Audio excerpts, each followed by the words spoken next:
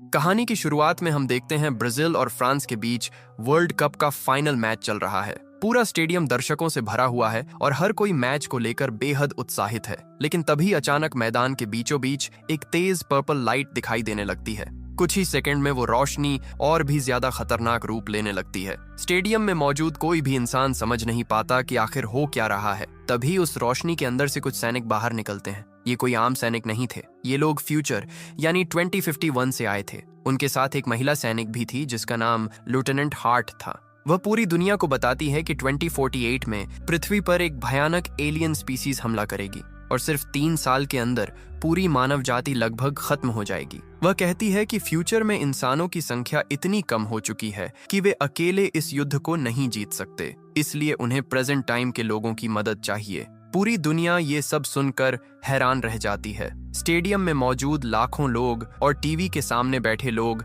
बिल्कुल शांत हो जाते हैं। इसी दौरान हम डैन फॉरेस्टर नाम के एक आदमी को देखते हैं। डैन एक हाई स्कूल में बायोलॉजी टीचर है, लेकिन टीचिंग की ये नॉर्मल लाइफ उसे कभी पसंद नहीं आई, क्योंकि एक समय वह अमेरिकन आर्मी का एक्सपीरियंस्ड कमांडर रह चुका था। उसे बैटलफील्ड की जिंदगी अब भी याद आती है। डैन अपनी पत्नी एमी और छोटी बेटी म्यूरी के साथ एक साधारण जिंदगी जी रहा था, लेकिन उसके अंदर कहीं ना कहीं ये एहसास हमेशा था कि वो इससे कहीं ज्यादा बड़ा कुछ करना चाहता है। इसलिए वह लगातार अलग अलग रिसर्च लैब्स में नौकरी पाने की कोशिश कर रहा था। उसका सपना था कि साइंस और मिलिट्री एक्सपीरियंस को मिलाकर वो ऐसा कुछ करे जिससे दुनिया बदल जाए, लेकिन हर बार उसे रिजेक्शन ही मिलता है। यही वजह थी कि डैन अंदर ही अंदर काफी फ्रस्ट्रेटेड रहने लगा था। उस शाम डैन अपनी फैमिली के साथ टीवी पर वही फुटबॉल मैच देख रहा था। तभी फ्यूचर से आए सैनिकों की अनाउंसमेंट पूरी दुनिया को हिलाकर रख देती है। इस घटना के बाद पूरी दुनिया में डर और अफरा तफरी फैल जाती है। दुनिया के बड़े देश मिलकर एक जॉइंट मिलिट्री फोर्स बनाते हैं। फैसला लिया जाता है कि जरूरत पड़ने पर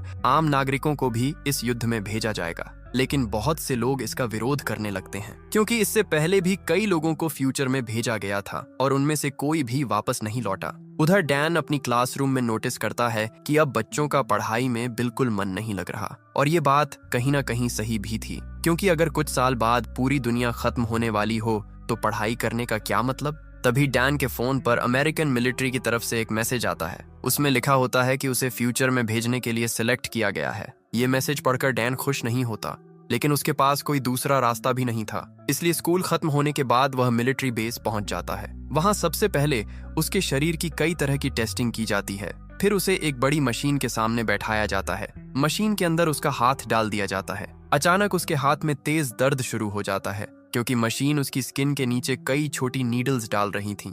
डैन दर्द से तड़प उठता है। तभी एक कमांडर उसे बताता है कि उसके हाथ में एक स्पेशल ट्रैकिंग डिवाइस लगाया जा रहा है। इस डिवाइस के अंदर बेहद पावरफुल जीपीएस सिस्टम है, जिसकी मदद से फ्यूचर में जाने के बाद भी कंट्रोल रूम से उसकी हर मूवमेंट ट्रैक की जा सकेगी। इसके बाद एक महिला कमांडर डैन को एक और शॉकिंग बात बताती है। वह कहती है कि रिकॉर्ड्स के अनुसार डैन की मौत 2030 में हो जाएगी, यानी उसके पास अब सिर्फ कुछ ही साल बचे हैं। अपनी मौत की तारीख सुनकर डैन कुछ देर के लिए बिल्कुल चुप हो जाता है। उसे समझ नहीं आता कि वो क्या बोले। किसी तरह खुद को संभालकर वह घर वापस आता है और सारी बातें एमी को बता देता है। ये सब सुनकर एमी का चेहरा डर से सफेद पड़ जाता है। वह डैन से कहती है कि वे इस शहर को छोड़कर कहीं दूर चले जाएंगे, लेकिन डैन उसे समझाता है कि ऐसा करना बेकार है, क्योंकि उसके हाथ में लगा ट्रैकिंग डिवाइस उसे कहीं भी छुपने नहीं देगा। तब एमी कहती है कि अगर कोई उस डिवाइस को निकाल सकता है तो वो सिर्फ एक इंसान है। डैन तुरंत समझ जाता है कि वह उसके पिता जेम्स की बात कर रही है। जेम्स एक मैकेनिकल इंजीनियर और फॉर्मर सोल्जर था, लेकिन कई साल पहले वह डैन और उसकी माँ को छोड़कर चला गया था।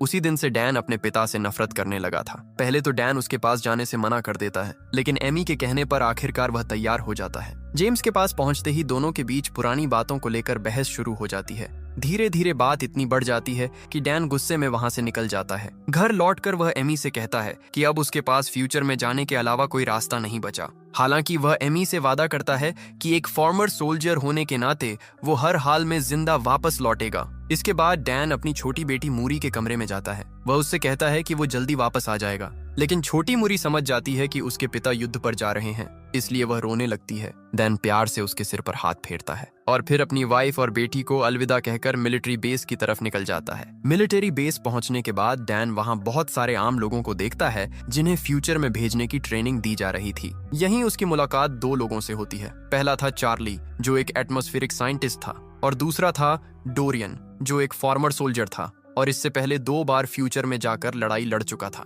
डोरियन हमेशा अपनी गर्दन में एक एलियन का नाखून पहनकर रखता था। उसके लिए वो सिर्फ एक ट्रॉफी नहीं बल्कि सर्वाइवल की याद थी। बाद में यही चीज पूरी कहानी का सबसे बड़ा क्लू बनने वाली थी। उसी समय एक लेफ्टिनेंट सबके सामने आकर समझाता है कि उन्हें फ्यूचर में सिर्फ 7 दिनों के लिए भेजा जाएगा। 7 दिन पूरे होते ही उनके हाथ में लगा ट्रैकिंग डिवाइस उन्हें ऑटोमेटिकली वापस प्रेजेंट टाइम में ले आएगा। तभी एक महिला सवाल पूछती है कि अगर टाइम ट्रैवल मशीन मौजूद है तो लोग अटैक होने से पहले फ्यूचर में जाकर एलियंस को क्यों नहीं रोक देते। लेफ्टिनेंट जवाब देता है कि एलियंस इतने ज्यादा इंटेलिजेंट हैं कि अभी तक उनकी एग्जैक्ट लोकेशन पता नहीं चल पाई है। यहाँ तक कि उनके बारे में बहुत कम जानकारी मौजूद है। सिर्फ इतना पता चला है कि 2048 में उन्होंने रशिया के किसी नॉर्दर्न इलाके से हमला शुरू किया था और फिर धीरे धीरे पूरी दुनिया में फैल गए। वह आगे बताता है कि ये टाइम मशीन बड़ी मुश्किल से बनाई गई है, इसीलिए अभी वे सिर्फ लिमिटेड टाइमलाइन के बीच ही ट्रैवल कर सकते हैं। जब कोई पूछता है कि एलियंस दिखते कैसे हैं, तो लेफ्टिनेंट बस इतना कहता है कि उन्हें देखकर कोई भी इंसान डर से कांप उठेगा। इतना सुनते ही पूरे हॉल में सन्नाटा छा जाता है।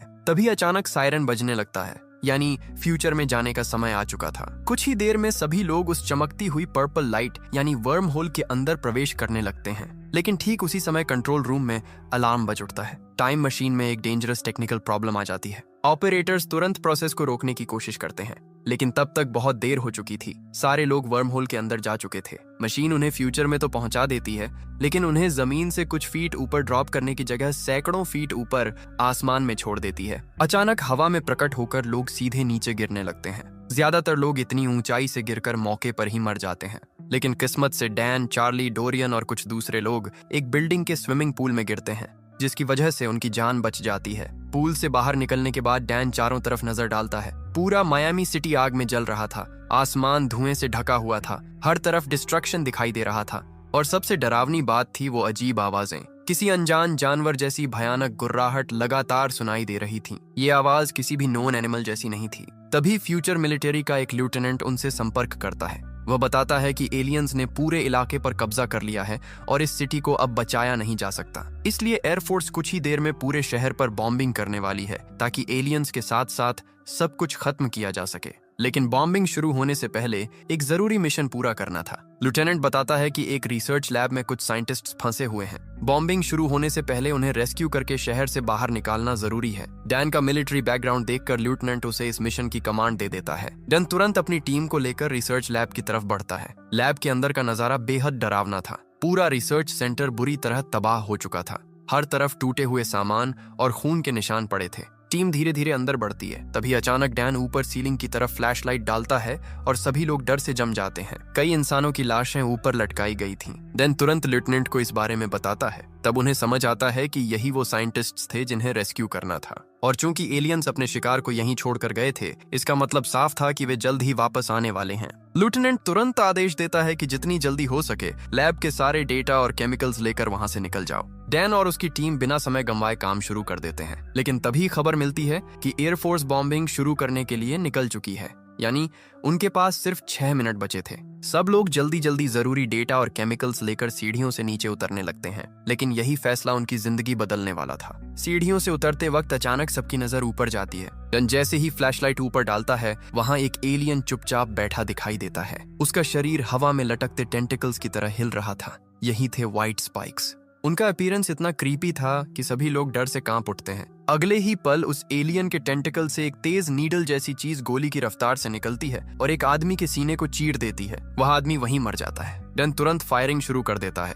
बाकी लोग भी एलियंस पर गोलियां चलाने लगते हैं। लेकिन सबसे खतरनाक बात यह थी कि वहां सिर्फ एक नहीं बल्कि कई व्हाइट स्पाइक्स मौजूद थे और गोलियों का उन पर ज्यादा असर भी नहीं हो रहा था। एलियंस तेजी से डैन की टीम पर हमला करने लगते हैं। किसी तरह डैन, चार्ली, डोरियन और कुछ लोग लैब से बाहर निकलने में सफल हो जाते हैं। लेकिन बाहर पहुंचते ही उन्हें पता चलता है कि रेस्क्यू टीम पर भी व्हाइट स्पाइक्स हमला कर चुके हैं। उसी समय एयरफोर्स पूरे शहर पर बॉम्बिंग शुरू कर देती है। चारों तरफ एक्सप्लोजन्स, आग और धुआं फैल जाता है। डैन अपनी बची हुई टीम के साथ जान बचाकर भागने लगता है। वे लोग शहर से बाहर निकलने ही वाले थे कि तभी उनके बेहद पास एक बड़ा एक्सप्लोजन होता है। ब्लास्ट की ताकत से सभी लोग दूर जाकर गिरते हैं और डैन की आंखों के सामने अंधेरा छा जाता है। कुछ समय बाद डैन की आंख खुलती है। वह खुद को एक बिल्कुल अलग जगह पर पाता है। उसके पास चार्ली भी बेहोश पड़ा था। दोनों बाहर निकलकर देखते हैं कि ये एक मिलिट्री बेस है। वहीं बाहर उन्हें डोरियन भी दिखाई देता है। डोरियन बताता है कि उनके साथ आए ज्यादातर लोग मारे जा चुके हैं। तभी दो सैनिक डैन को लेफ्टिनेंट के पास ले जाते हैं। लेफ्टिनेंट लैब से डेटा और केमिकल्स लाने के लिए डैन को धन्यवाद देती है, लेकिन डैन को उसे देखकर अजीब सा एहसास होता है, जैसे वह उसे पहले कहीं देख चुका हो। इसीलिए वह उससे पूछ बैठता है कि वह कहाँ से है। लेफ्टिनेंट हल्की सी मुस्कान के साथ जवाब देती है, वहीं से जहाँ से तुम आए हो। बस इतना सुनते ही डैन सब समझ जाता है। वो लेफ्टिनेंट कोई और नहीं बल्कि उसकी अपनी बेटी मुरी फॉरेस्टर थी, यानी फ्यूचर की ग्रोन अप मुरी। अपनी छोटी बेटी को फ्यूचर में एक मिलिट्री रिसर्च लीडर के रूप में देखकर डैन भावुक हो जाता है। उसे अपनी बेटी पर गर्व महसूस होता है, लेकिन मुरी की आंखों में एक अलग तरह की उदासी थी। वह डैन को बताती है कि उसे यहाँ बुलाने की एक खास वजह है और सही समय आने पर वह सब कुछ बता देगी। इसके बाद म्यूरी उसे बेस के अंदर ले जाती है और एक खास एलियन की तस्वीर दिखाती है। ये एलियन बाकी व्हाइट स्पाइक्स से थोड़ा अलग था। मुरी बताती है कि ये एक फीमेल व्हाइट स्पाइक है और अब तक सिर्फ एक ही फीमेल देखी गई है। वह जमीन के नीचे नेस्ट बनाती है और वहीं से बाकी व्हाइट स्पाइक्स पैदा होते हैं। मेल व्हाइट स्पाइक्स हमेशा उसकी रक्षा करते हैं, बिल्कुल मधुमक्खियों की कॉलोनी की तरह। मोरी आगे बताती है कि साइंटिस्ट्स ने एक टॉक्सिन तैयार किया है जो मेल एलियंस को मार सकता है, लेकिन फीमेल इतनी ज्यादा पावरफुल है कि टॉक्सिन उस पर असर नहीं करता। इसलिए अब उनका प्लान है फीमेल को जिंदा पकड़कर लैब में लाया जाए ताकि उसके शरीर का स्टडी करके ऐसा टॉक्सिन बनाया जा सके जो उसे भी मार सके। अगर फीमेल मर गई तो व्हाइट स्पाइक्स की पूरी स्पीसीज खत्म की जा सकती है। मोरी चाहती थी कि डैन इस मिशन में उसकी मदद करे। कुछ देर बाद उनकी पूरी टीम हेलीकॉप्टर में बैठकर फीमेल व्हाइट स्पाइक के नेस्ट की तरफ निकल पड़ती है। रास्ते में डैन देखता है कि व्हाइट स्पाइक्स पूरी दुनिया में फैल चुके हैं। वे हर जीवित चीज को बेरहमी से मारकर खा रहे थे। तभी मोरी बताती है कि 2048 में ये क्रीचर्स अचानक नॉर्दर्न रशिया के एक आइलैंड से निकले थे। किसी सैटेलाइट ने इन्हें आसमान से आते नहीं देखा था, कोई स्पेसशिप भी नहीं मिली थी। सिर्फ 3 सालों में उन्होंने पूरी दुनिया पर कब्जा कर लिया। इनका कोई मकसद नहीं था, कोई डिमांड नहीं थी, वे सिर्फ भूखे थे और पृथ्वी का हर जीव उनके लिए सिर्फ खाना था। यहाँ एक बहुत जरूरी बात सामने आती है, ये एलियंस आसमान से नहीं आए थे, कोई स्पेसशिप भी नहीं थी, तो फिर वे आखिर आए कहाँ से थे? इस सवाल का जवाब अभी बाकी था। कुछ देर बाद उनकी टीम फीमेल के नेस्ट तक पहुंच जाती है। सैनिक उसे पकड़ने के लिए उसके ऊपर बड़ी बड़ी चेन्स और रोप्स फेंकने लगते हैं। वे उसे एक जायंट केज में बंद करने की कोशिश करते हैं, लेकिन अचानक फीमेल भड़क उठती है। वह सुरंग से बाहर निकलती है और सैनिकों पर टूट पड़ती है। उसके नाखून और दांत इतने खतरनाक थे कि कई सैनिक सेकंडों में मारे जाते हैं। स्थिति बिगड़ती देखकर मोरी डैन को हेलीकॉप्टर में रहने के लिए कहती है और खुद बाकी सोल्जर्स के साथ टनल के अंदर चली जाती है। लेकिन तभी मेल व्हाइट स्पाइक्स फीमेल के डेंजर सिग्नल को महसूस कर लेते हैं और बड़ी संख्या में उनकी तरफ आने लगते हैं। डैन अब चुप बैठ नहीं पाता, वह भी टनल के अंदर उतर जाता है। बहुत मुश्किल और जानलेवा संघर्ष के बाद आखिरकार वे लोग फीमेल को केज में बंद करने में सफल हो जाते हैं। फिर एक हेलीकॉप्टर उस केज को उठाकर वहां से दूर ले जाता है, लेकिन खतरा अभी खत्म नहीं हुआ था। मेल व्हाइट स्पाइक्स झुंड बनाकर सोल्जर्स पर हमला करने लगते हैं। डैन और मुरी किसी तरह वहां से निकलकर एक बीच तक पहुंचते हैं। वहां वे फ्लेयर गन चलाकर मदद का सिग्नल भेजते हैं। रेस्क्यू आने तक दोनों को अकेले बात करने का मौका मिलता है। तभी डैन मुरी से पूछता है कि उसे बताया गया है कि उसकी मौत 7 इयर्स बाद हो जाएगी। वह जानना चाहता था कि आखिर ऐसा कैसे हुआ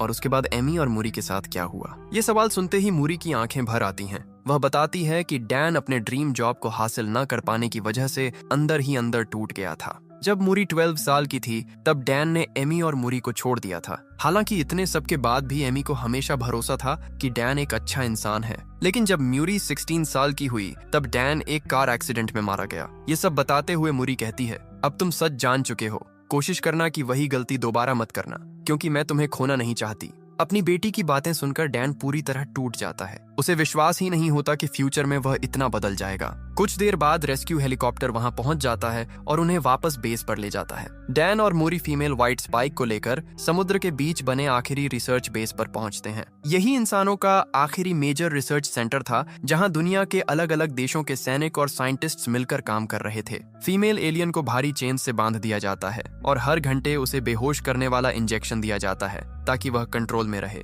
इसके बाद मूरी उसके ब्लड पर लगातार एक्सपेरिमेंट्स शुरू कर देती है। धीरे धीरे डैन के फ्यूचर में आने के 6 दिन पूरे हो जाते हैं। अगले दिन उसे वापस प्रेजेंट में लौटना था, इसलिए वह भी मूरी की मदद करने लगता है। पूरी रात दोनों फादर और डॉटर मिलकर फीमेल के ब्लड पर अलग अलग टॉक्सिन्स टेस्ट करते रहते हैं और आखिरकार सुबह के समय उनकी मेहनत सफल हो जाती है। वे एक ऐसा टॉक्सिन बना लेते हैं जो फीमेल व्हाइट स्पाइक को भी मार सकता था। लेकिन ठीक उसी समय फीमेल व्हाइट स्पाइक अचानक जाग जाती है। इसके साथ ही पूरे रिसर्च बेस में अलार्म बजने लगता है, क्योंकि लाखों मेल व्हाइट स्पाइक्स समुद्र पार करके फीमेल को बचाने के लिए आ रहे थे। सबसे डरावनी बात यह थी कि वे सिर्फ जमीन पर ही नहीं बल्कि पानी में भी बेहद तेजी से तैर सकते थे। उनकी संख्या इतनी ज्यादा थी कि उन्हें रोक पाना लगभग नामुमकिन था। कुछ ही देर में कई व्हाइट स्पाइक्स रिसर्च बेस के अंदर घुस आते हैं। उधर डैन के प्रेजेंट टाइम में वापस लौटने का काउंटडाउन भी शुरू हो चुका था। उसके पास सिर्फ कुछ ही मिनट बचे थे। तभी मुरी आखिरकार उसे बताती है कि उसे यहाँ बुलाने की असली वजह क्या थी। वह कहती है कि फ्यूचर में एलियंस की संख्या इतनी ज्यादा बढ़ चुकी है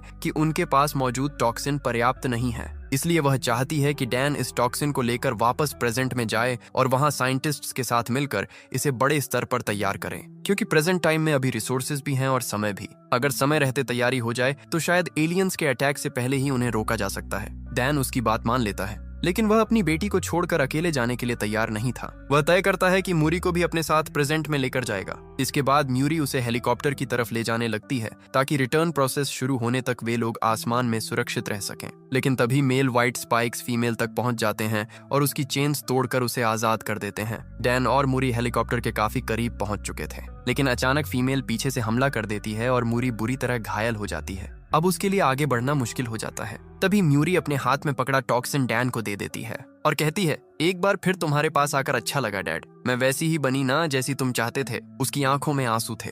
वह आगे कहती है, आई लव यू डैड। ये सुनकर डैन की आंखें भी भर आती हैं। असल में मूरी समझ चुकी थी कि शायद अब वह नहीं बच पाएगी। उसी समय फीमेल व्हाइट स्पाइक वहां पहुंच जाती है, लेकिन इससे पहले कि वह कुछ कर पाती, एक बड़ा एक्सप्लोजन होता है और पूरा प्लेटफॉर्म टूटकर समुद्र में गिरने लगता है। मूरी भी फीमेल के साथ नीचे गिरने लगती है और नीचे हजारों मेल व्हाइट स्पाइक्स उनका इंतजार कर रहे थे। डैन बिना एक सेकंड गंवाए अपनी बेटी को बचाने के लिए नीचे छलांग लगा देता है, लेकिन वह उसे पकड़ पाता उससे पहले ही उसका समय खत्म हो जाता है। अचानक एक तेज झटका लगता है और अगले ही पल डैन फ्यूचर से प्रेजेंट टाइम में वापस लौट आता है। वापस आते ही वह जमीन पर गिरकर बेहोश हो जाता है। कुछ देर बाद जब उसकी आंख खुलती है तो वह तुरंत सैनिकों से कहता है कि टॉक्सिन को बड़ी मात्रा में बनाकर फ्यूचर में भेजा जाए। लेकिन तभी एक सैनिक उसे रोकते हुए बताता है कि अब ऐसा करना संभव नहीं है, क्योंकि फ्यूचर में एलियंस ने टाइम मशीन को डिस्ट्रॉय कर दिया है। अब कोई भी इंसान फ्यूचर में नहीं जा सकता। ये सुनते ही डैन पूरी तरह टूट जाता है। उसे समझ आ जाता है कि फ्यूचर वाली मूरी अब जिंदा नहीं बची। इस युद्ध से चार्ली और डोरियन भी किसी तरह बचकर वापस आ चुके थे।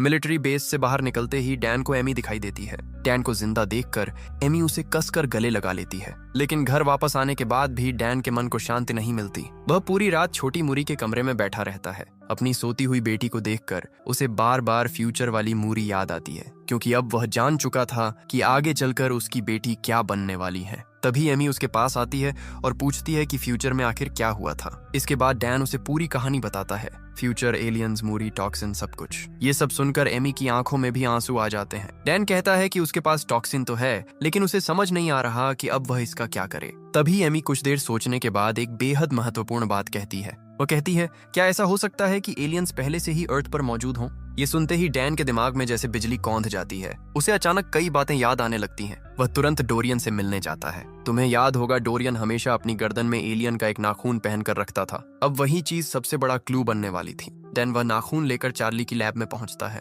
और उससे कहता है कि इसका डिटेल एनालिसिस किया जाए। कुछ देर जांच करने के बाद चार्ली एक शॉकिंग चीज डिस्कवर करता है। वह बताता है कि उस नाखून पर वॉल्केनिक ऐश मौजूद है, लेकिन ये ऐश रशिया की नहीं बल्कि चाइना की किसी वॉल्केनो की है। अब सवाल ये था कि एलियंस तो नॉर्दर्न रशिया से निकले थे, तो फिर उनके शरीर पर चाइनीज वॉल्केनो की राख कैसे आई? इस सवाल का जवाब जानने के लिए डैन अपने स्टूडेंट मार्टिन के पास जाता है। मार्टिन वॉल्केनोज के बारे में काफी नॉलेज रखता था। डैन उससे इस ऐश के बारे में पूछता है। तब मार्टिन बताता है कि लगभग 1000 ईयर्स पहले चाइना और कोरिया की बॉर्डर पर चांगबाई नाम के वॉल्केनो में एक मैसिव इरप्शन हुआ था। उस विस्फोट की ताकत लगभग 1000 न्यूक्लियर बॉम्ब्स के बराबर थी। उस एक्सप्लोजन की राख पूरी दुनिया में फैल गई थी और रशिया के बर्फीले इलाकों में आज भी वो वॉल्केनिक ऐश ग्लेशियर्स के नीचे दबी हुई मौजूद है। डन तुरंत मार्टिन से पूछता है कि रशिया के किस इलाके में वो वॉल्केनिक ऐश सबसे ज्यादा जमा हुई थी। मार्टिन अपने लैपटॉप पर ग्लेशियर का मैप खोलता है और एक स्पेसिफिक जगह दिखाता है। उसी पल डैन के दिमाग में पूरी तस्वीर साफ हो जाती है।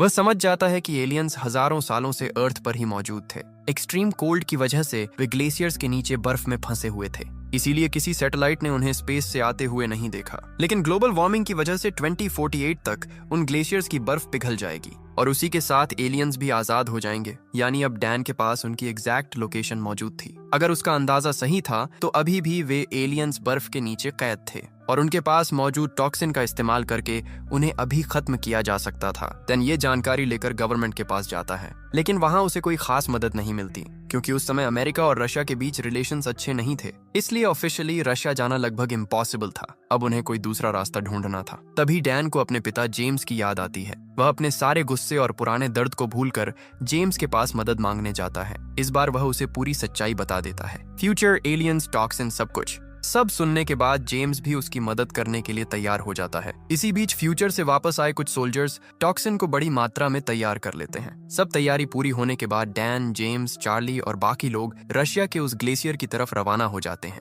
कुछ समय बाद वे लोग उस बर्फीले इलाके में पहुंच जाते हैं। वहां पहुंचकर वे अलग अलग जगहों पर सर्च शुरू करते हैं। काफी देर तलाश करने के बाद वे एक अजीब सी जगह पर पहुंचते हैं। वहां किसी भी इलेक्ट्रॉनिक डिवाइस का सिग्नल ठीक से काम नहीं कर रहा था। कंपास भी लगातार डिस्टर्ब हो रहा था। कुछ आगे बढ़ते ही उन्हें जमीन में एक विशाल गड्ढा दिखाई देता है। उसे देखकर सभी समझ जाते हैं कि एलियन स्पेसशिप शायद इसी ग्लेशियर के नीचे दबी हुई है। इसीलिए वे ग्रेनेड्स का इस्तेमाल करके आसपास की बर्फ में एक्सप्लोजन्स करते हैं। ब्लास्ट के बाद नीचे जाने का रास्ता बन जाता है। फिर डैन अपनी टीम को लेकर उस गहरी दरार के अंदर उतरता है। कुछ दूर नीचे जाने के बाद वे लोग बर्फ के अंदर फंसी हुई एक विशाल स्पेसशिप देखते हैं। यही वो स्पेसशिप थी। अब उनके पास प्रूफ भी था, लेकिन चूंकि गवर्नमेंट ने उनकी बात नहीं मानी थी, इसलिए उन्होंने फैसला किया कि वे खुद ही सब खत्म करेंगे। इसके बाद वे स्पेसशिप को काटकर उसके अंदर प्रवेश करते हैं। डैन के पिता जेम्स और चार्ली बाहर रुककर निगरानी करने लगते हैं। उधर स्पेसशिप के अंदर जाते ही सभी लोग हैरान रह जाते हैं। कॉकपिट में एक डेड एलियन उल्टा लटका हुआ था, लेकिन ये क्रीचर व्हाइट स्पाइक्स जैसा बिल्कुल नहीं दिखता था। ये एक पूरी तरह अलग एलियन स्पीशीज थी। थोड़ा आगे बढ़ने पर वे लोग एक जायंट हाइबरनेशन चेंबर तक पहुंचते हैं। वहीं बड़ी बड़ी पॉड्स के अंदर व्हाइट स्पाइक्स मौजूद थे। यहीं पूरी सच्चाई सामने आती है। असल में ये स्पेसशिप उस दूसरी एलियन स्पीशीज की थी और व्हाइट स्पाइक्स कोई नेचुरल क्रीचर्स नहीं थे। वे बायोलॉजिकल वेपन्स थे। उन एलियंस ने उन्हें दूसरे प्लैनेट्स की लाइफ खत्म करने और प्लैनेट्स पर कब्जा करने के लिए बनाया था, लेकिन अर्थ उनका टारगेट नहीं था। दुर्भाग्य से उनका स्पेसशिप एक्सीडेंटली पृथ्वी पर क्रैश हो गया। क्रैश में स्पेसशिप का पायलट मर गया, लेकिन उसके साथ मौजूद व्हाइट स्पाइक्स अपनी हाइबरनेशन पॉड्स के अंदर जिंदा बचे रहे और फ्यूचर में जब ग्लेशियर्स पिघलते तभी वे बाहर निकलकर पूरी अर्थ पर हमला करते। अब सच्चाई पूरी तरह सामने आ चुकी थी, इसलिए डैन और उसकी टीम बिना देर किए टॉक्सिन निकालते हैं। वे कुछ हाइबरनेशन पॉड्स के अंदर टॉक्सिन इंजेक्ट कर देते हैं। कुछ ही सेकंड में अंदर मौजूद व्हाइट स्पाइक्स मरने लगते हैं, लेकिन तभी एक डेंजरस प्रॉब्लम शुरू हो जाती है। कुछ एलियंस की मौत का सिग्नल बाकी व्हाइट स्पाइक्स तक पहुंच जाता है और एक एक करके बाकी पॉड्स भी खुलने लगते हैं। अब बड़ी संख्या में व्हाइट स्पाइक्स जाग रहे थे। स्थिति तेजी से कंट्रोल से बाहर जा रही थी।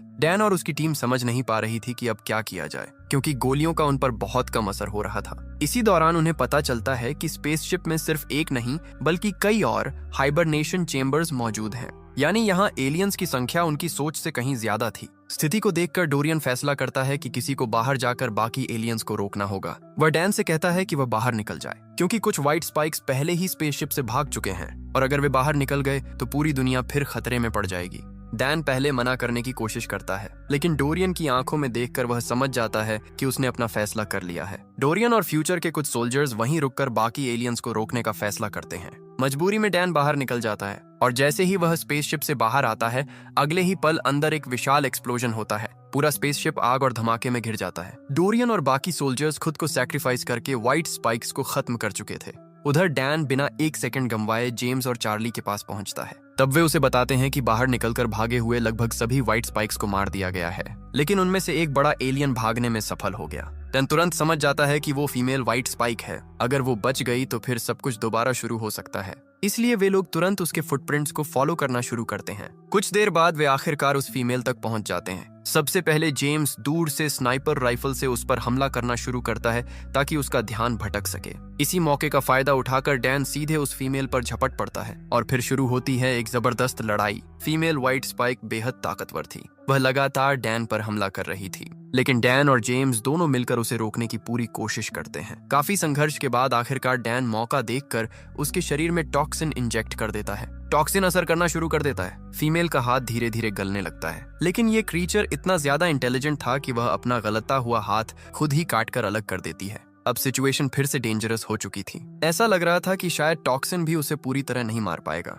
तभी जेम्स फैसला करता है कि वह खुद को सैक्रिफाइस करेगा ताकि डैन बच सके। लेकिन डैन पहले ही फ्यूचर में अपनी बेटी को खो चुका था। अब वह अपने पिता को भी उसी तरह खोना नहीं चाहता था, इसलिए वह पूरी ताकत के साथ दोबारा फीमेल पर टूट पड़ता है। इस बार उसके पास टॉक्सिन की आखिरी डोज बची थी। डैन फीमेल को मजबूती से पकड़ लेता है और उसकी गर्दन में आखिरी टॉक्सिन इंजेक्ट कर देता है। कुछ ही सेकंड में टॉक्सिन तेजी से असर करने लगता है। फीमेल का सिर और शरीर गलना शुरू हो जाता है। वह दर्द से जोर जोर से चिल्लाने लगती है। फिर डैन एक जोरदार किक मारकर उसे पास की गहरी खाई में गिरा देता है। नीचे गिरते ही उसका शरीर पूरी तरह खत्म हो जाता है और इसी के साथ व्हाइट स्पाइक्स का खतरा हमेशा के लिए समाप्त हो जाता है। यानी आखिरकार उन्होंने ये युद्ध जीत लिया था। डैन सिर्फ अपनी फैमिली को ही नहीं बल्कि पूरी दुनिया को बचाने में सफल हो गया था। इसके बाद डैन, जेम्स और चार्ली बर्फ पर लेटकर राहत की सांस लेते हैं। उधर उनकी पूरी मिशन फुटेज इंटरनेट पर वायरल हो जाती है। दुनिया भर के लोग उनकी बहादुरी के बारे में जान जाते हैं। कुछ समय बाद डैन अपने घर वापस लौटता है, लेकिन इस बार वह अकेला नहीं था। उसके साथ उसका पिता जेम्स भी था।